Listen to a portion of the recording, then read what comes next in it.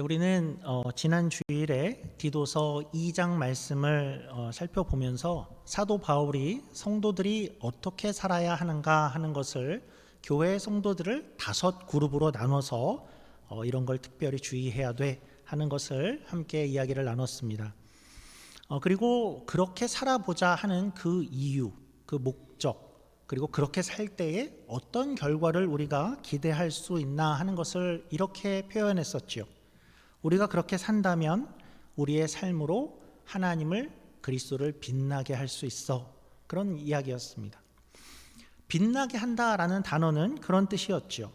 귀한 보석이 있는데 그 보석을 잘 보이게 드러내서 그리고 빛나는 것을 잘 보이게 한다, 빛나게 한다라는 그런 뜻이었습니다. 그래서 우리의 복음은, 하나님은, 그리고 그리스도는 정말 가장 귀한 그런 보석, 보화와 같은데 어쩌면 우리는 우리 이웃에게, 또 지인에게, 또 친구에게 그 빛남을 우리가 보여야 하는데 어쩌면 우리는 혹시 그 보화를 늘 숨기고 있고 그냥 검은 봉지에 들고만 다니고 있고 아니면 창고에 그냥 던져놓고 있고 또 그것을 보이려고 할 때에도 그냥 지저분한 모습으로 혹시 보이고 있지는 않은가, 그 빛남을 이렇게 보이고 있지 못하는 삶을 살고 있지 않은가였고, 그러지 말자였습니다. 그리고 그 빛남을 보이는 것은 사실은 우리의 바른 말이 아니었죠. 그 빛남을 보이는 것은 우리의 삶의 모습이었습니다.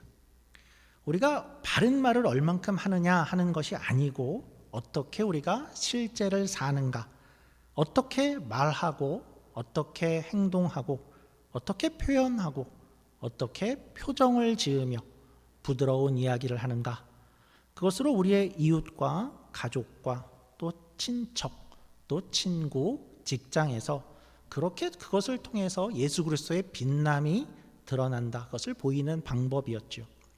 중요한 것은 한순간순간 우리가 어떻게 사는가였습니다. 그래서 우리 성도님들 한 주간 어떻게 사셨습니까? 내 삶으로 그래도 그리스도를 좀 빛나게 하는 그런 삶을 우리가 살았을까요?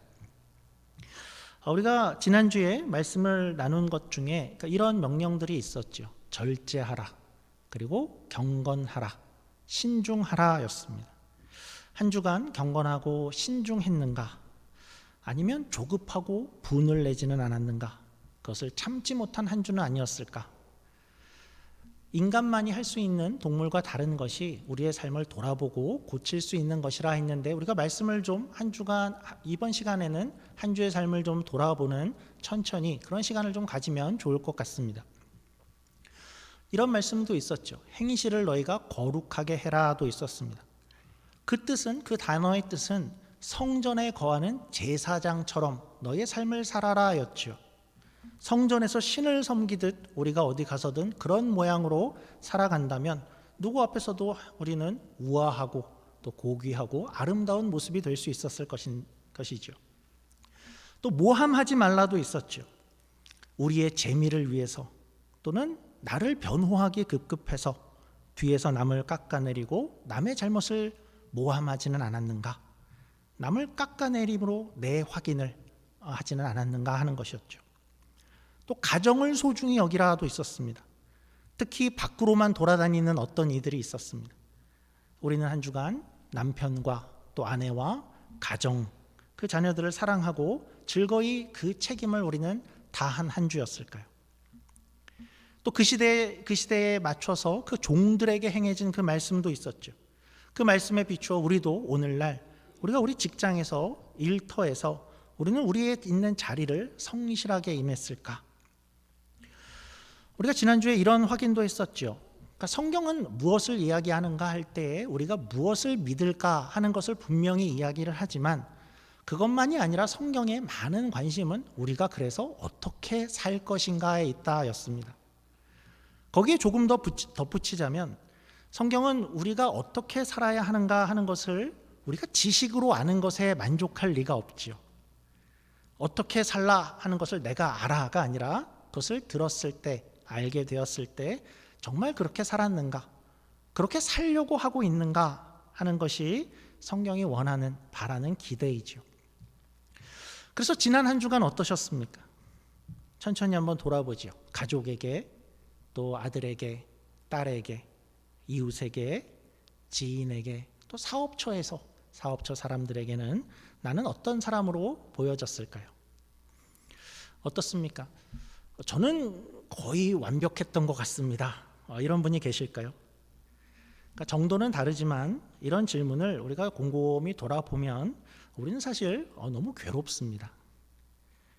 우리의 진심은 있죠. 우리는 진심으로 이런 성경과 같은 삶을 정말 살고 싶은데 정작 살아보면 그것과 너무나 거리가 멀지요. 내가 진심이 아닌 건 아니었죠. 나는 진심이었고 또 결심도 했고 이런 삶을 살아보리라 했는데 며칠을 지나지 못해서 또 무너지는 자신을 발견할 때에 우리는 참 괴롭습니다. 나는 왜 이 모양일까? 이만큼 나이를 먹었는데, 교회를 이만큼을 다녔는데, 내 직분이 이런데, 이제는 좀 잘해보려고 했는데 왜 이 모양일까 하는 것이 솔직한 우리의 고백이지요. 왜 그 쾌락을 참지 못하고, 왜 그 분을 참지 못하고 나는 어느새 누군가의 험담을 하고 있고 남이 안 되기를 바라고 있고 다른 이들의 잘됨을 시기하고 있는 내가 되었을까? 과연 이 모습으로 어느 부분에서 그리스도를 빛나게 할 수 있을까? 우리의 모습을 보면 괴롭기 짝이 없습니다. 저 역시 매일이 그렇습니다. 로마서 7장에 가면 이 표현이 무슨 말인지를 우리가 알 것 같습니다. 정확히 우리의 마음 같은데요. 로마서 7장 18절 19절입니다. 내 속 곧 내 육신에 선한 것이 거하지 아니하는 줄을 아노니 원함은 내게 있으나 선을 행하는 것은 없노라. 내가 원하는 바 선은 행하지 아니하고 도리어 원하지 아니하는 바 악을 행하는도다.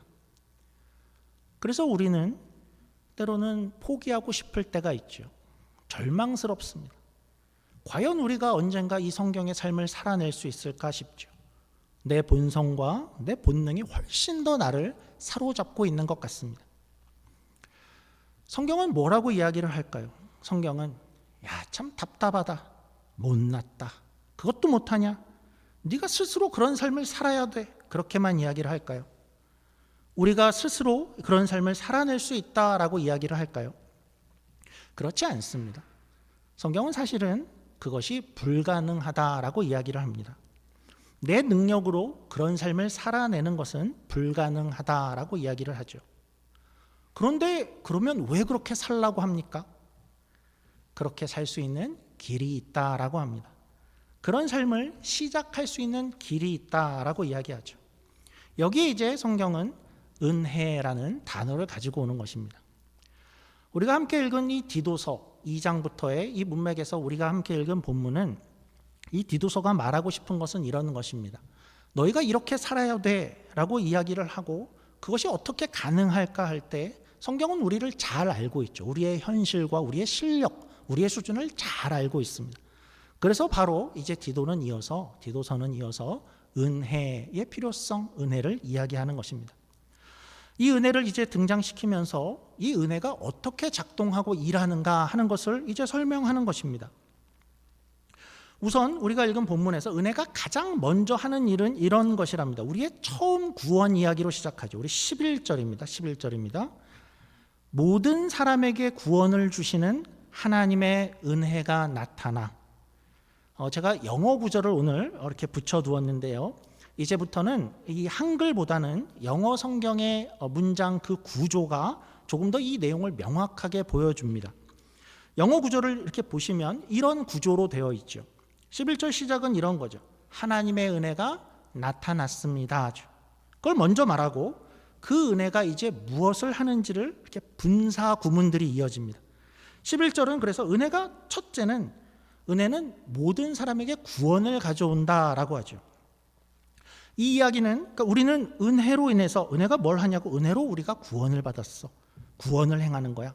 우리가 무엇을 행했고 잘했고 공헌하는 것 때문이 아니라 하나님이 우리를 택하신 거야. 우리에게 프리 기프트야. 대가 없는 선물로 온 것이야. 은혜로 구원을 받았다 하죠. 은혜가 하는 첫 번째 일입니다. 우리가 시제를 써서는 이렇게 표현할 수 있을 것 같은데, 이것이 우리 은혜가 이미 우리에게 행한 것이야 합니다. 과거에 이미 은혜가 우리에게 그것을 행했어입니다. 그리고 이제 12절이 이어집니다. 12절을 한번 보여주시죠. 12절입니다.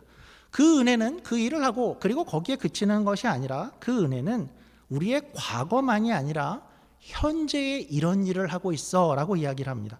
12절입니다. 우리를 양육하시되 경건하지 않은 것과 이 세상 정욕을 다 버리고 신중함과 의로움과 경건함으로 이 세상에 살고. 두 번째 분사 구문이 이어지는 거죠. 그 은혜가 오늘날 우리를 트레이닝한다라고 합니다. 우리말 성경 번역은 너무 좋은 것 같습니다. 그 은혜가 우리를 뭐 하냐면, 그 은혜가 우리를 양육하고 있다라고 합니다. 어떻게 될 수 있도록, 우리가 지난 주일에 봤던 우리가 기대받는 그 삶의 내용이죠.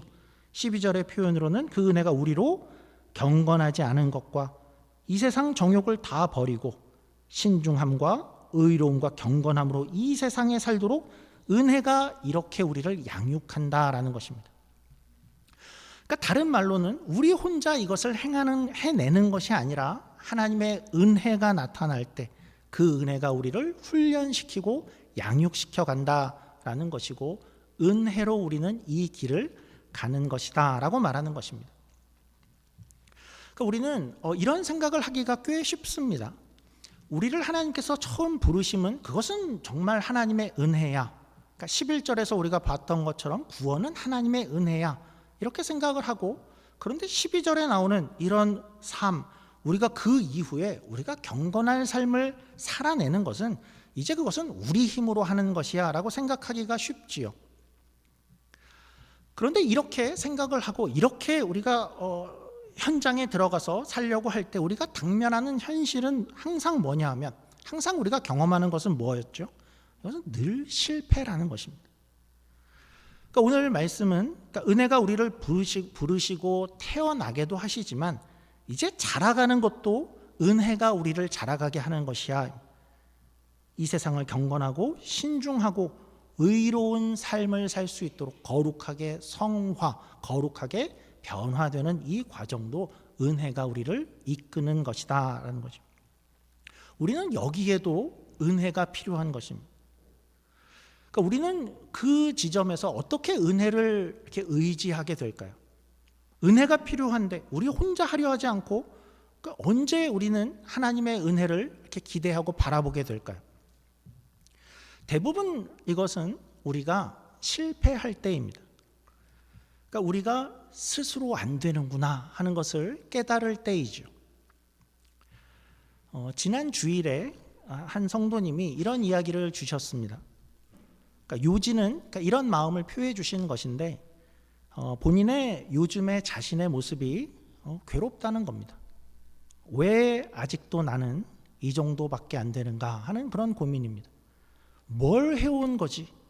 여전히 이런가 하는 그런 고민, 그런 고통스러운 이야기였습니다. 이런 고민을 나눠주시는 분들이 종종 있습니다. 자신의 모습이 괴로운 거지요. 이런 분들은 정말 어떤 못난 분들일까요?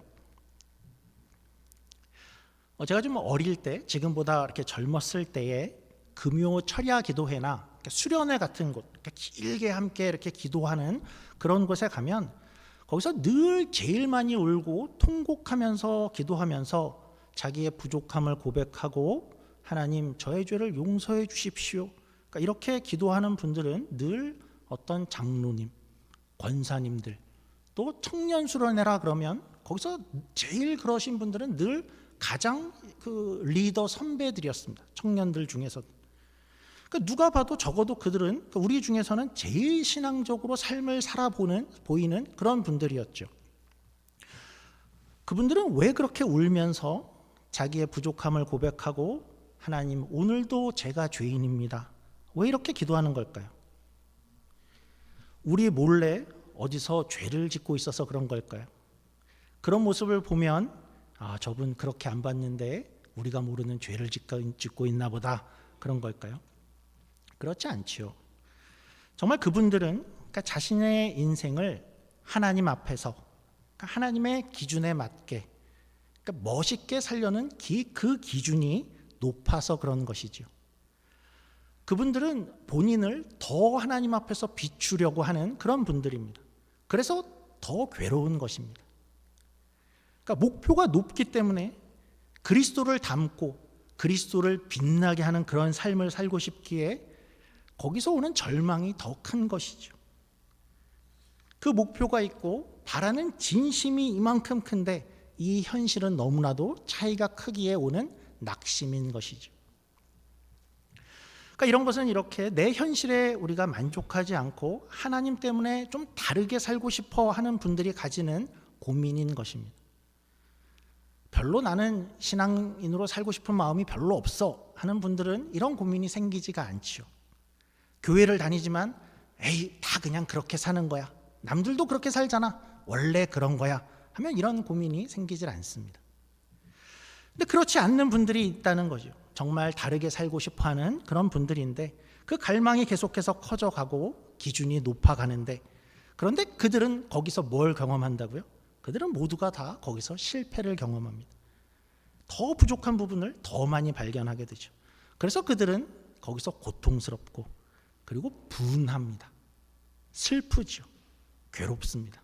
왜 나는 이 모양인가? 그런데 이제 거기까지 간 분들이, 그런 분들만이 찾아가는 곳이 있죠. 다시 예수 그리스도의 십자가 밑이죠. 다시 하나님을 바라보며 다시 하나님의 무한한 용서와 하나님의 긍휼하심을 다시 한번 갈망하는 그 자리로 나아가게 되죠. 그리고 실패 때문에 가게 된 거기에서 하나님을 다시 만나는 것입니다. 하나님의 은혜를 다시 한번 경험하게 되죠. 이렇게 부족한 나를, 이렇게 부족한 내 자신을 여전히 사랑하시는 하나님을 거기서 만나게 되죠. 이 부족한 자를 여전히 하나님은 긍휼히 여기시고 계시는구나. 내 손을 놓지 않고 계시는구나. 그리고 여전히 함께 걸어가기를 원하시는구나 하는 그 하나님을 거기서 만나게 됩니다. 그리고 그러하기에 그 은혜 때문에 다시 한번 또 이 삶을 살아보게, 또 살아가게 되는 것이죠. 그래서 생각을 해보면, 그러니까 우리의 인생길이라는 것은 우리 현재 이 살아가는 이 과정들, 다른 말로는 우리가 성화의 과정의 시간이라고 할 수 있죠. 거룩하게 되어지는, 주를 닮아가는 주의 백성으로 살아가는 이 과정들은, 이 성숙해지는 과정들은 필히 이 굴곡을, 이 반복을 겪게 되어 있습니다. 우리는 분명히 주의 은혜로 시작을 하는데 우리 인생의 그 정황 가운데서 만나는 수없는 죄의 유혹과 또 위협, 그리고 또 우리의 본성의 어떤 돌출됨, 그런 것 앞에서 우리는 늘 우리 실력과 우리의 수준을 확인하게 되죠. 그리고 거기서 우리는 좌절하고 낙심하게 됩니다. 그러나 거기서 우리는 다시 한번 예수님의 십자가 앞에, 하나님 앞에 다시 한번 나아가게 되는 것입니다. 그리고 하나님의 마음이 여전함을 우리가 확인하게 되죠.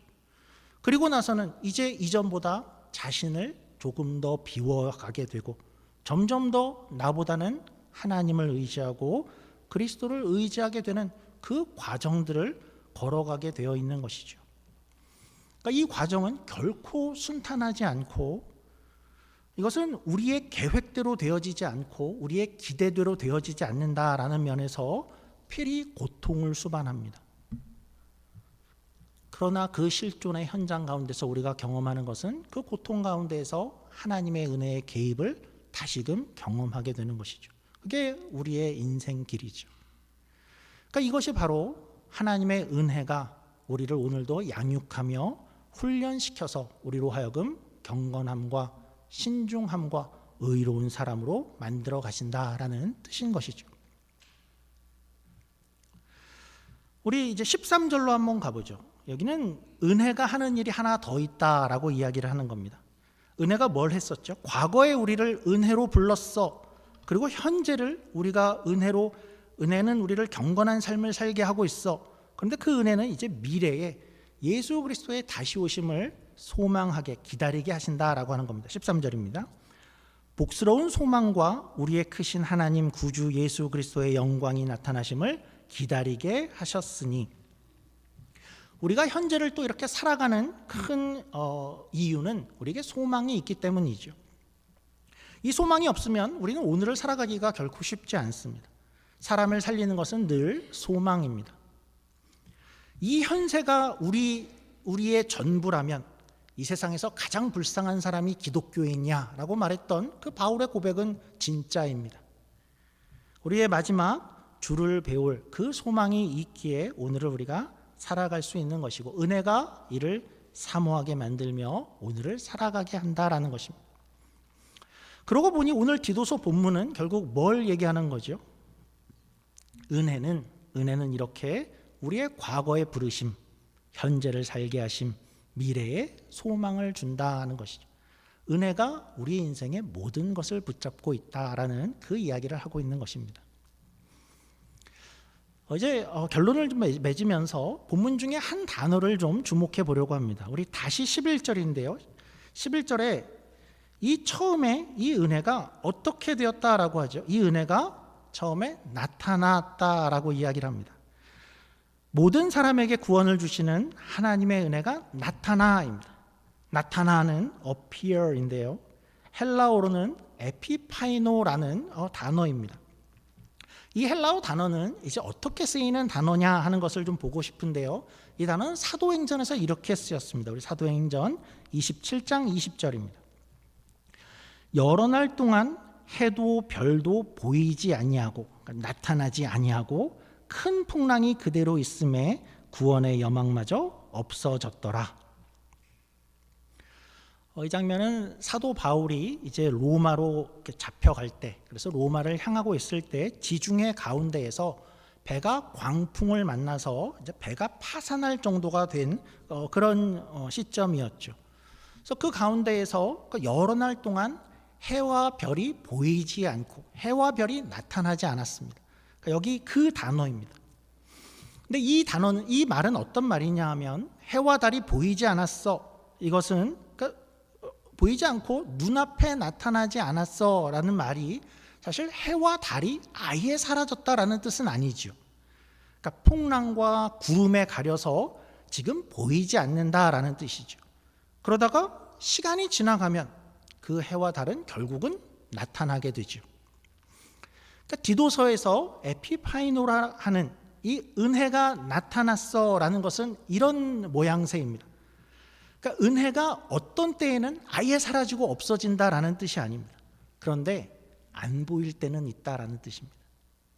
우리 현실에서 은혜는 그런 것이죠. 하나님의 은혜가 아예 사라지거나 없을 때가 없습니다. 그러나 우리 현실에서 우리 눈에는 안 보일 때가 있습니다. 우리의 환경 때문이기도 하고, 주변의 어떤 현실 때문이기도 하고, 때로는 내 욕심 때문이기도 하고, 또 내가 잘못된 곳에 시선을 두었기 때문이기도 합니다. 이런 것 때문에 은혜가 안 보일 때가 있습니다. 그러나 그 은혜는 결코 없어지는 것은 아니죠. 구름에 가린 해가 언젠가는 조만간 다시 보이듯이 그 은혜는 우리에겐 나타날 것이죠. 실제 이 단어가, 에피파이노라는 이 단어가 그 시대의 사람들에게 가장 먼저 연상시키는 그림은 이런 그림이었습니다. 그러니까 동틀 무렵에 이제 해가 저 지평선, 수평선 위로 해가 나타나는, 해가 밑에서부터 돋아오를 때, 그렇게 나타날 때 쓰는 그런 단어였습니다. 그러니까 이를 빗대어서 한 곳 성경에 또 이런 기록을 합니다. 우리 누가복음 1장 78절 79절입니다. 이는 우리 하나님의 긍휼로 인함이라. 이로써 돋는 해가 위로부터 우리에게 임하여 어둠과 죽음의 그늘에 앉은 자에게 비치고, 그러니까 그들에게 나타나고 우리의 발을 평강의 길로 인도하시리로다 하니라. 하나님의 은혜가, 하나님의 긍휼함이 어떻게 해요? 돋는 해가 떠올라 위로 오르듯이 올라서 어둠과 죽음에 있는 그들에게 비치고 그들에게 나타나고, 어둠에 있다고 해가 곧 나타난다. 그 은혜가 높이 떠올라서 우리에게 나타난다라는 것입니다. 하나님의 은혜는 우리에게 그렇게 나타나십니다. 그렇게 나타났죠. 과거 어느 날 하나님의 은혜가 나타나서 여러분과 저를 주의 품으로 초대하고 불러주셨습니다. 그리고 그 은혜가 오늘날도 그렇게 나타납니다. 때로는 앞이 안 보이고 절망하고 또 실패하고 포기하고 싶을 때, 어둠과 죽음의 그늘에 앉아 있을 때, 그럴지라도 그 은혜는 결국 바다에서 떠오른 해처럼 어느 날 또 폭풍과 구름 가운데 가려져 있던 해가 어느 날 보이듯이 그 은혜가 분명히 여러분 앞에 나타나서 여러분들을 비출 것이다. 우리는 그 은혜 때문에 오늘을 또 살아갈 수 있는 것입니다. 우리의 인생길에서 우리가 하나님을 다시 한번 바라볼 수 있으면 좋겠습니다. 해와 별이 없어지는 것이 아니듯이 그 은혜는 사라지지 않습니다. 단지 잠시 안 보일 때가 있습니다. 그러나 그 은혜는 반드시 우리 앞에 나타날 것이죠. 그 은혜가 우리를 살아가게 하는 것입니다. 우리의 앞으로의 이 은혜가 영광스러운 그 마지막 날까지 우리를 인도하실 것입니다. 이 은혜를 우리가 다시 한번 기억하시고 또 바라보시고 또 은혜로만 살아가기를 다짐하시는 저와 여러분이 되기를 주님의 이름으로 축원합니다. 기도하겠습니다. 하나님 감사합니다. 우리가 한 주를 살아봐도 또 우리의 지난 날을 바라보고 또 오늘의 날을 볼 때 많은 실망과 좌절과 낙심이 있습니다. 우리가 바라는 마음이 진심이고 하나님을 향한 우리의 순수한 마음, 그것은 진짜인데 그럼에도 우리의 모습은 늘 부족하고 죄된 모습만이 나타나는 것이 참 괴롭습니다. 그러나 하나님, 그럴 때에 하나님의 은혜를 다시 한번 우리에게 부어주신다 하십니다. 우리가 다시 한번 주를 찾을 때에 또 예수 그리스도의 십자가 앞에 다시 나아갈 때에 하나님은 우리로 은혜로 채워주시고 은혜로 우리를 일으키시고 다시 한번 이 삶을 살게 하신다 말씀하십니다. 우리가 그 은혜를 오늘도 의지하게 하시고 나 자신을 의지하는 것이 아니라 더 많이 하나님을 의지하며 하나님의 도우심을 구하며 우리의 인생을 조금 더 멋있게, 조금 더 그리스도를 빛나게 하는 그런 인생이 되어지게 하여 주시옵소서. 감사하며 예수님 이름으로 기도드립니다. 아멘.